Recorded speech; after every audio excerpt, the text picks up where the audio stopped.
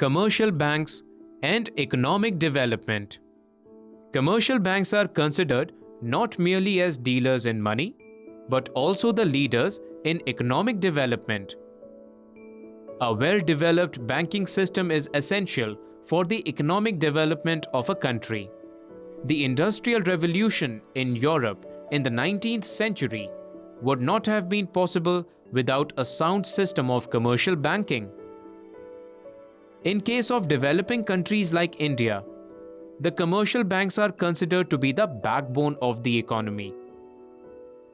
Commercial banks can contribute to a country's economic development in the following ways. Number 1. Accelerating the rate of capital formation. Banks promote capital formation. They encourage the habit of saving among people. They mobilize idle resources for production purposes. For example, if you keep your savings in cash in your locker, it is not going to help anyone. But if you deposit it with the bank, you will get extra income in the form of interest, and the bank in turn would lend it to any other person who does not have the capital but wants to open a factory. So the person would open a factory, produce something, earn income for him as well as other, and repay the bank. So there would be overall development in the economy. Number 2. Provision of finance and credit.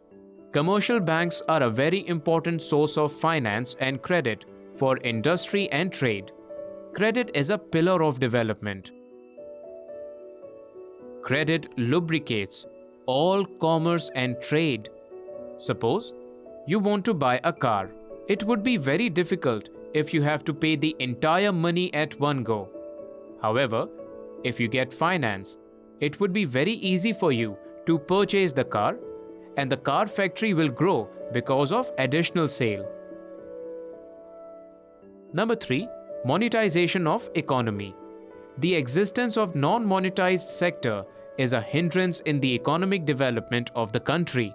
The banks, by opening branches in rural and backward areas, can promote the process of monetization. Number 4. Innovations. Innovations are an essential prerequisite for economic development. These innovations are mostly financed by bank credit in the developed countries. Number 5. Implementation of monetary policy. Monetary policy can be effectively implemented only through banks. Number 6. Encouragement to right type of industries. Banks generally provide financial resources to the right type of industries to secure the necessary material, machines, and other inputs. Number 7. Development of agriculture. In recent years, the State Bank of India and other commercial banks are granting short-term, medium-term, and long-term loans to agriculture and small-scale industries for their growth. Number 8. Regional development. They transfer surplus capital from the developed regions to the less developed regions, where it is scarce and most needed. This reallocation of funds between regions will promote economic development in underdeveloped areas of the country. Number 9. Promote industrial development. Industrial development needs finance, and banks fulfill the need. Number 10. Promote commercial virtues. The businessman should have certain business qualities like industry, forethought, honesty, and punctuality. These qualities are called commercial virtues, which are essential for rapid economic process. The banker promotes these by granting loans to the organizations having these virtues. And number 11. Fulfillment of socio-economic objectives.